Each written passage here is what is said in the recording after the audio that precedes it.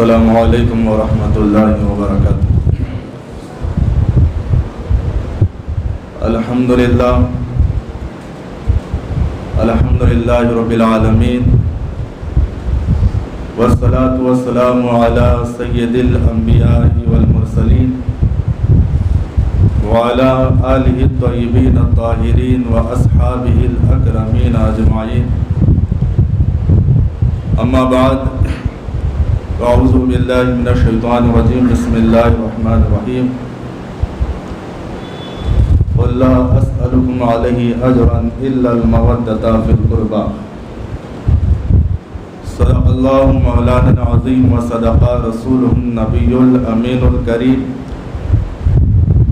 ان اللہ وملائکتہ یصلون علی النبی یا ایہا الذین آمنوا صلوا علیہ وسلموا تسلیما۔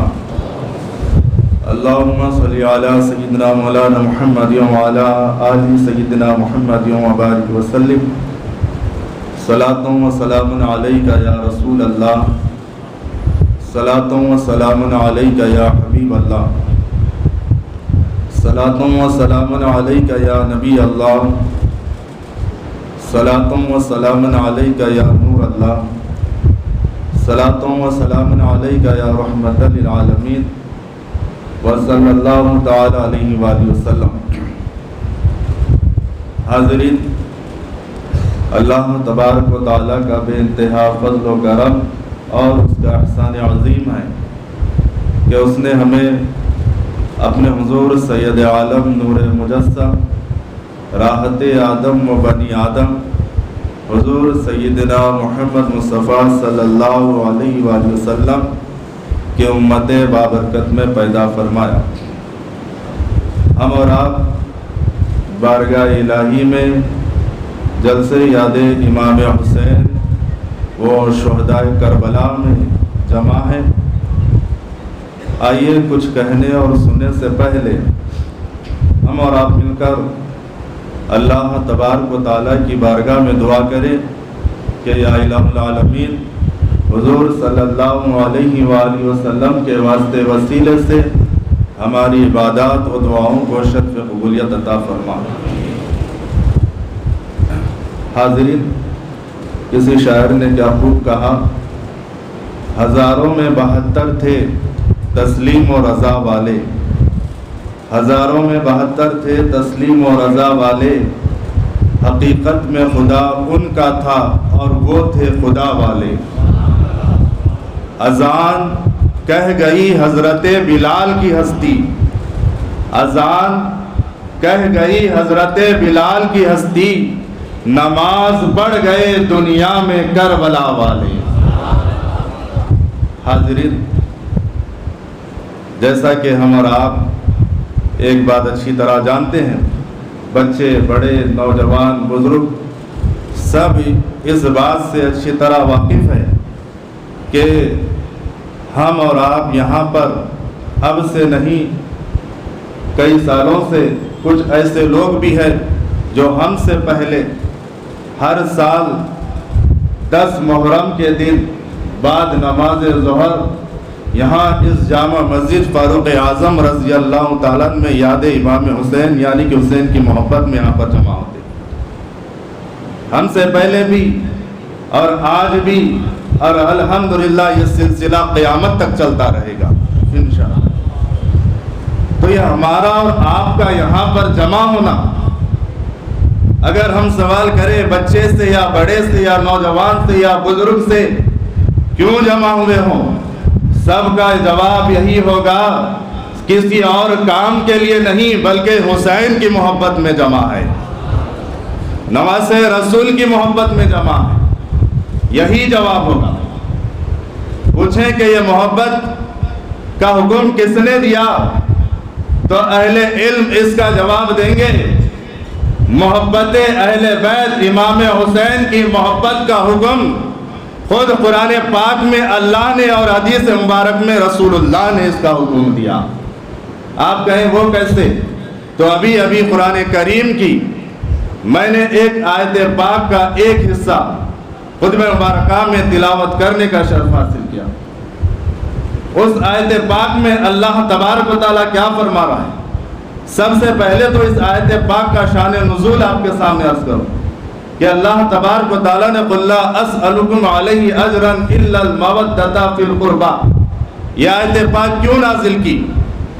روایات میں آتا ہے، شان نزول میں آتا ہے، مفسرین اکرام فرماتے ہیں کہ ایک مرتبہ صحابہ اکرام نے دیکھا کہ مدینہ پاک میں سرکار دو عالم صلی اللہ علیہ وسلم رونق افروز ہے۔ دیکھا کہ سرکار دو عالم صلی اللہ علیہ وسلم کے ذمے بہت سی ذمہ داریاں ہیں۔ ایک طرف دین اسلام کی تبلیغ کی ذمہ داری، تو دوسری طرف اپنے گھر کی ذمہ داری۔ اور صحابہ نے دیکھا کہ ذمہ داریاں تو بہت ہیں، لیکن ظاہری اعتبار سے مال کچھ نہیں ہے، لیکن کوئی یہ نہ سمجھے کہ معاذ اللہ ہمارے نبی صلی اللہ علیہ وسلم کے پاس کچھ نہیں تھا۔ ظاہری طور پر نظر آ رہا ہے، حقیقت پر باطن پر نظر ڈالے تو سرکار دو عالم صلی اللہ علیہ وسلم نے ایک موقع پر یہ بھی فرمایا کہ اگر میں چاہوں تو سونے کے پہاڑ میرے ساتھ چلیں۔ اللہ نے اتنا عطا فرمایا، لیکن اس کے باوجود بھی سرکار دو عالم صلی اللہ علیہ وسلم نے غریبی و سادگی کی زندگی کو پسند فرمایا۔ بہرحال صحابہ نے سوچا کہ ہم سرکار دو عالم صلی اللہ علیہ وسلم کی بارگاہ میں کچھ نذرانہ پیش کریں۔ نذرانہ پیش کرنے کے لیے کیا کیا؟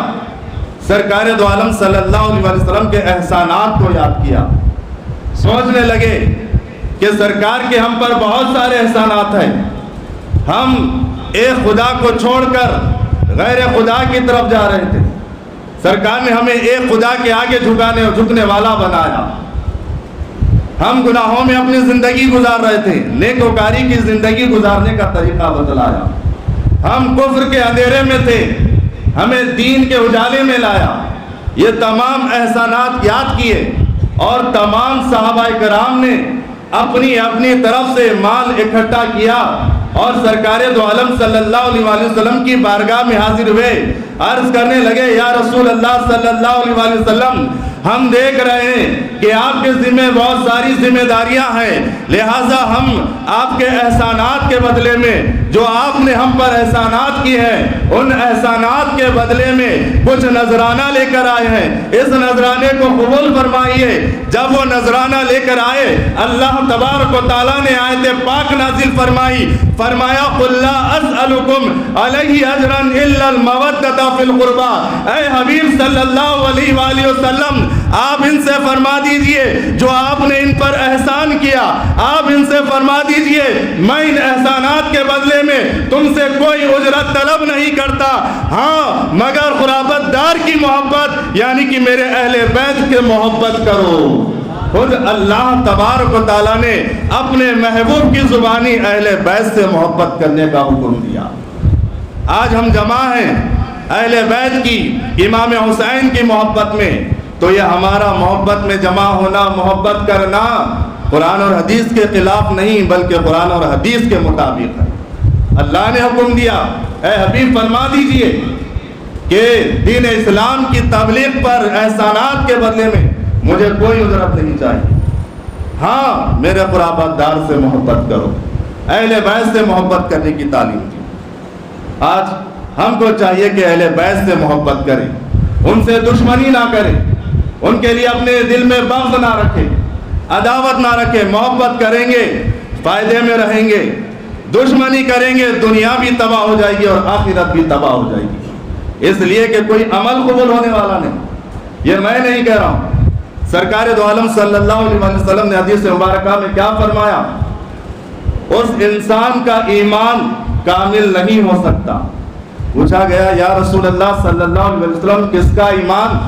تو آپ نے فرمایا انسان کا ایمان اس وقت تک کامل نہیں ہو سکتا جب تک وہ مجھے اپنی جان سے زیادہ محبوب نہ رکھے، جب تک وہ مجھے میری اولاد کو اپنی اولاد سے زیادہ محبوب نہ سمجھے، جب تک وہ میرے اہل بیت کو اپنے اہل و عیال سے زیادہ محبوب نہ سمجھے، جب تک انسان میری ذات کو اپنی ذات سے زیادہ محبوب نہ سمجھے اس وقت تک اس کا ایمان کامل نہیں ہو سکتا۔ تو پھر ذرا اندازہ کریے، جب ایمان ہی کامل نہیں ہوگا تو کہاں سے سجدے قبول ہوں گے، کہاں سے تلاوت قبول ہوگی، کہاں سے روزے قبول ہوں گے، کہاں سے زکوٰۃ قبول ہوگی؟ یہ تمام اعمال ایمان کامل ہونے کے بعد قبول ہوں گے۔ تو عمل کے ساتھ اپنے ایمان کو بھی کامل کرنا ہے۔ ایمان کامل نہیں، عمل ہے تو پھر کوئی فائدے والی بات نہیں ہے۔ ایمان کامل کرنا ہے تو نبی اہل بیت اطہار سے محبت کرنی پڑے گی۔ خود سرکار دو عالم صلی اللہ علیہ وسلم نے فرمایا، اپنی اولاد کو سب سے پہلے 3 چیزوں کی تعلیم دو۔ پوچھا گیا یا رسول اللہ صلی اللہ علیہ وسلم اپنی اولاد کو کون سی 3 چیزوں کی تعلیم دے؟ سب سے پہلے سرکار دو عالم صلی اللہ علیہ وسلم نے فرمایا، اپنی اولاد کو سب سے پہلے یہ چیز سکھاؤ کہ وہ جس نبی کا کلمہ پڑھتے ہیں اس نبی سے محبت کریں۔ نبی کی محبت سکھاؤ انہیں۔ اور اس کے بعد فرمایا دوسری چیز یہ کہ نبی کی محبت سکھانے کے بعد اپنی اولاد کو نبی کے ازواج مطہرات اور نبی کے اہل بیت کی محبت سکھاؤ۔ بتاؤ نبی کے گھرانے والے کا مقام کیا ہے؟ پہلے نبی کی محبت، اس کے بعد میں آل نبی، اہل بیت اطہار، ازواج مطہرات کی محبت، اور اس کے بعد سرکار نے فرمایا اس کے بعد اپنی اولاد کو قرآن کی تعلیم دو۔ پہلے نبی، پھر اہل بیت اطہار، اس کے بعد قرآن کی تعلیم فرمایا سرکار نے۔ کیوں؟ اس لیے کہ جب نبی آل نبی کی محبت لے کر بندہ قرآن پڑھے گا تو پھر قرآن اسے سمجھ میں آئے گا۔ عمل کے معاملے میں قرآن کیا کہہ رہا ہے، نبی آل نبی کے معاملے میں کیا کہہ رہا ہے، یہ ساری باتیں اس کو سمجھ میں آئے گی۔ آج ہم اپنی اولاد کو قرآن تو سکھا رہے ہیں لیکن نبی آل نبی کی محبت نہیں بتا رہے ہیں، جبکہ سب سے پہلے تو نبی اور آل نبی کی محبت بتلانا ہے۔ نبی آل نبی کی محبت لے کر ہمارا بچہ قرآن پڑھے گا تو اللہ اس کے ایمان کی بھی حفاظت فرمائے گا، اس کے عقیدے کی بھی حفاظت فرمائے گا۔ ایک واقعہ آپ کے سامنے عرض کروں، اعلی حضرت شیخ الاسلام الشاہ محمد انوار اللہ فاروقی بانی جامع نظامیہ علیہ رحمت الرضوان اپنی کتاب انوار احمدی میں بنی اسرائیل کا ایک واقعہ نقل کرتے ہیں۔ آپ فرماتے ہیں کہ بنی اسرائیل میں ایک ایسا بڑا گناہگار تھا، ساری بنی اسرائیل اس کے گناہوں کی گواہی دیتے تھے۔ جب اس کا انتقال ہو گیا تو تمام بنی اسرائیل نے کیا کیا کہ اس کو دفنانے کی بجائے جہاں لوگ نجاست پھینکا کرتے تھے اس نجاست کی جگہ پر اس کو اٹھا کر اس کی لاش کو پھینک دیا۔ اللہ کو گوارا نہیں ہوا۔ وقت کے پیغمبر حضرت موسیٰ علیہ السلام پر اللہ نے وحی نازل فرمائی، کہا کہ اے موسیٰ فلاں مقام پر جاؤ، ایک شخص کا انتقال ہو گیا ہے اور لوگوں نے اسے دفنانے کی بجائے جہاں نجاست پھینکی جاتی ہے وہاں پر اس کی لاش کو ڈال دیا ہے۔ اے موسیٰ میں تمہیں حکم دیتا ہوں اس کے دفنانے کا انتظام کرو، اس کی نماز جنازہ کا انتظام کرو۔ حضرت موسیٰ علیہ السلام نکلے، جب جا کر اس کو پلٹا کر دیکھا تو بنی اسرائیل کا وہ گناہگار تھا جو ساری بنی اسرائیل اس کے گناہوں پر گواہی دیتی تھی۔ موسیٰ علیہ السلام پریشان ہو گئے، عرض کرنے لگے مولا یہ تو بنی اسرائیل میں سب سے بڑا گناہگار تھا، کوئی ایسا گناہ نہیں جو اس کے اندر نہ ہو، ہر وہ گناہ اس کے اندر تھا۔ مولا تو نے اس کے دفنانے کا حکم دیا، اس کی نماز جنازہ کا حکم دیا، آخر اس پر یہ کرم نوازش کیوں؟ تو اللہ نے فرمایا اے موسیٰ ہاں بے شک یہ گناہگار تھا، بدکار تھا، سیاہکار تھا، نافرمان تھا، ہر وہ عیب اس کے اندر تھا۔ بے شک یہ ساری زندگی میری نافرمانی کرتے ہوئے اپنی زندگی کو گزارا۔ کتنی زندگی، 100 سال اس نے اللہ کی نافرمانی میں گزارے۔ جب انتقال ہو گیا وقت کے پیغمبر کو حکم دیا جا رہا ہے نماز جنازہ پڑھاؤ اور اس کے دفنانے کا انتظام کرو، تو اللہ نے فرمایا اے موسیٰ ہاں بے شک یہ گناہگار تھا، بے شک اس نے 100 سال گناہوں میں زندگی گزاری، لیکن اے موسیٰ سنو اس کی ایک ادا مجھے بہت پسند آ گئی۔ وہ ادا یہ تھی اے موسیٰ میں نے جو تمہیں توریت عطا فرمائی، جب یہ اس توریت کو کھولتا اور اس توریت میں جہاں کہیں بھی میرے محبوب کا نام محمد لکھا ہوا ہوتا یہ شکرانے کے طور پر محبت میں میرے محبوب کے نام کو چوم لیتا تھا، بس اسی لیے میں نے اس کی مغفرت فرما دی۔ میں نے اس کی مغفرت ہی نہیں بلکہ اس کے عقد نکاح میں 70 حوروں کو بھی دے دیا۔ حاضرین، یہاں رک کر میں ایک بات عرض کرنا چاہوں گا، کتنے سال اس نے گناہوں میں گزارے؟ 100 سال گناہوں میں اللہ کی نافرمانی میں گزارا۔ جب انتقال ہوا، اللہ نے وقت کے پیغمبر کو حکم دیا نماز جنازہ پڑھاؤ، اس کے دفنانے کا انتظام کرو۔ کس بنیاد پر؟ اللہ کے محبوب کے نام کو چومنے کی بنیاد پر۔ پھر وہ سرکار کا امتی نہیں ہے بلکہ موسیٰ کا امتی ہے۔ تو پھر یہیں سے ہم کو پتہ چل گیا، ارے اللہ کو اللہ کے محبوب کا نام چومنے والا اتنا پسند ہے، تو پھر اندازہ کرو نبی جس نواسے کو چوما کرتے تھے، ہم اس نواسے سے محبت کریں گے تو اللہ ہم پر کتنا کرم فرمائے گا، اندازہ نہیں لگا سکتے۔ اللہ نے اس گناہگار پر کیا کیا کرم نوازش کی، نبی کے نام کو چومنے پر۔ ایک 100 سال کی نافرمانی معاف کر دی، دوسری کرم نوازش 70 حوریں اس کے عقد نکاح میں دے دی، اور پھر وقت کے پیغمبر موسیٰ علیہ السلام جسے کلیم اللہ کہا جاتا ہے، جو اللہ سے کلام کیا کرتے تھے، انہیں حکم دیا گیا کہ نماز جنازہ پڑھا، اس کے دفنانے کا انتظام کرو۔ ارے جب وہ نبی کے نام پاک کو چوما، اللہ کو اتنا پسند آ گیا، تو پھر نبی کے نواسے جس کو نبی چوما کرتے تھے، جس سے نبی محبت کرتے تھے، جسے نبی اپنی جان سے زیادہ پیار کرتے تھے، جس پر نبی نے اپنی اولاد کو قربان کر دیا، اندازہ کرو وہ حسین سے نبی کو کتنی محبت کی ہوگی۔ اسی حسین سے محبت کرنے والے پر اللہ کیا کیا کرم فرمائے گا۔ حاضرین، اپنی بات کو اختتام کی طرف لا رہا ہوں۔ اہل بیت کی محبت، اللہ نے نام پاک چننے والے پر کرم کیا، تو نواسے سے محبت کرنے والے پر، نبی کے نواسے سے محبت کرنے والے پر کیسے کرم نہیں کرے گا؟ کیوں یہاں پر تو محبت کرنے والوں کے حق میں تو دعائیں کی گئی، ایک مرتبہ نہیں کئی مرتبہ سرکار نے دعائیں کی۔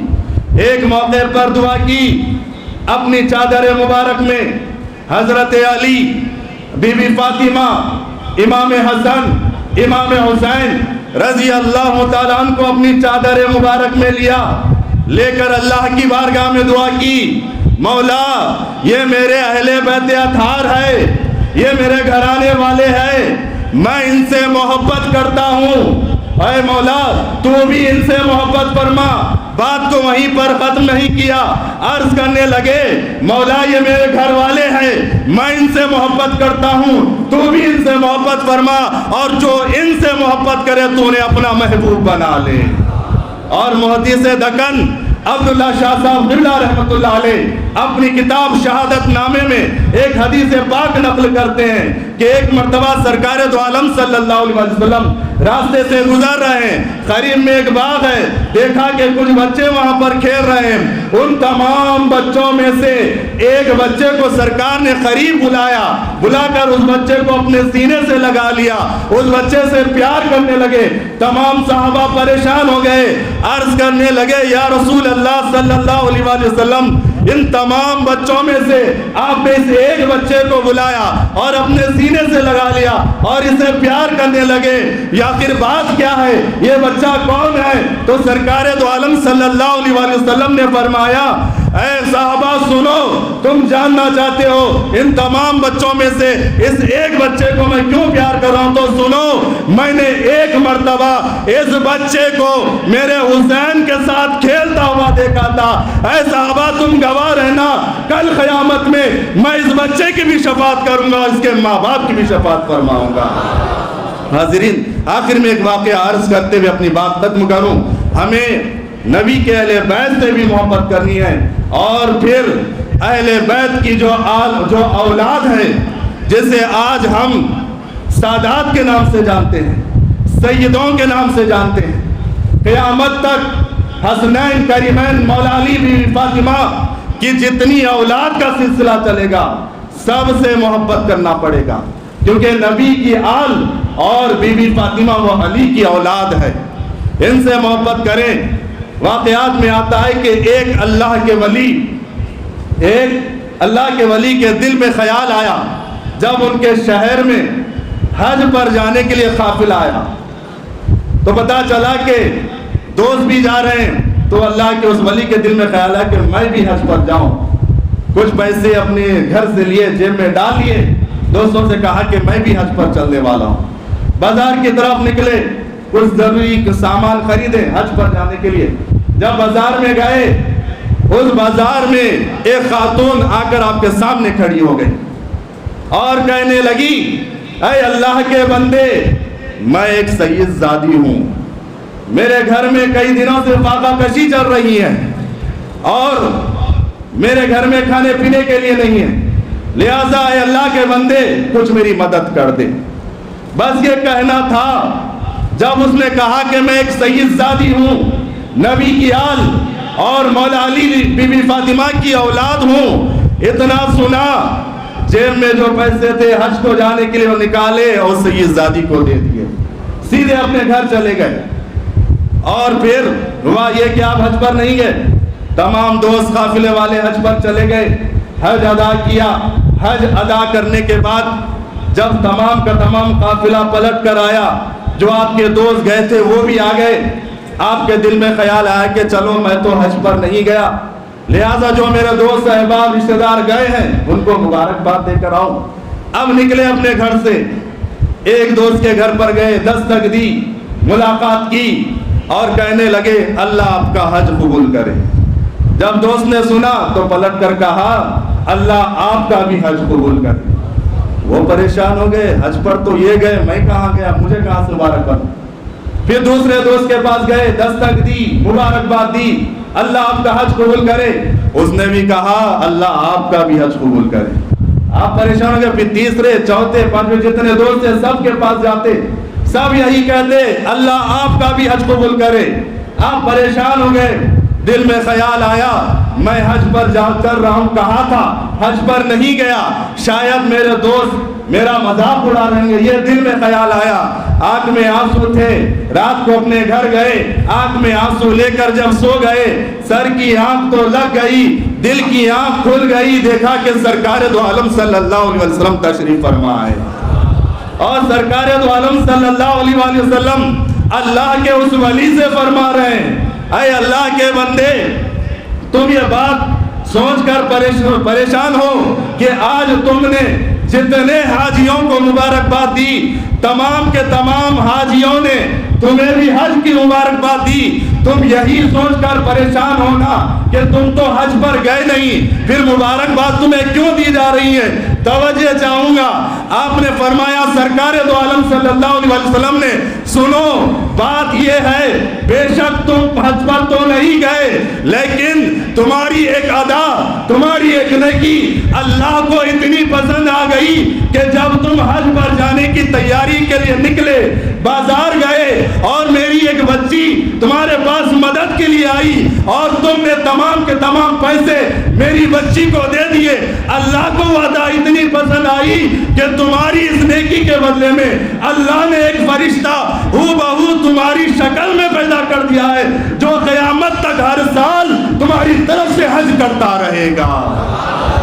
حاضرین، ہم کو چاہیے کہ عمل کے معاملے میں بھی آگے رہیں، نبی اور آل نبی سے بھی محبت کرے، صحابہ کرام سے بھی محبت کرے، تو پھر ہمارا ایمان کامل ہوگا۔ جب ایمان کامل ہوگا تو تمام اعمال اللہ کی بارگاہ میں قبول ہوں گے۔ آئیے انہی چند کلمات پر میں اپنی بات کو روکتے ہوئے دعا کرتا ہوں کہ مولا ہم نے جو کچھ کہا، جو کچھ سنا، وہ کہنے سننے سے زیادہ ہمیں عمل کرنے کی نیک توفیق عطا فرما، قرآن اور حدیث پڑھنے سمجھنے اور اس پر عمل کرنے کی میں نیک توفیق عطا فرما، امام حسین رضی اللہ تعالیٰ اور شہداء کربلا کی شہادتوں کو سمجھنے اور اس پر عمل کرنے کی میں نیک توفیق عطا فرما، ہمارے ایمان و عقیدے کی حفاظت فرما، اور ہم کو ہماری آنے والی نسل کو اہل سنت والجماعت پر قائم دائم فرما۔ میرے مولا ہم نے جو دعائیں کی جو سب کو قبول فرما، وآخر دعوانا الحمدللہ رب العالمین۔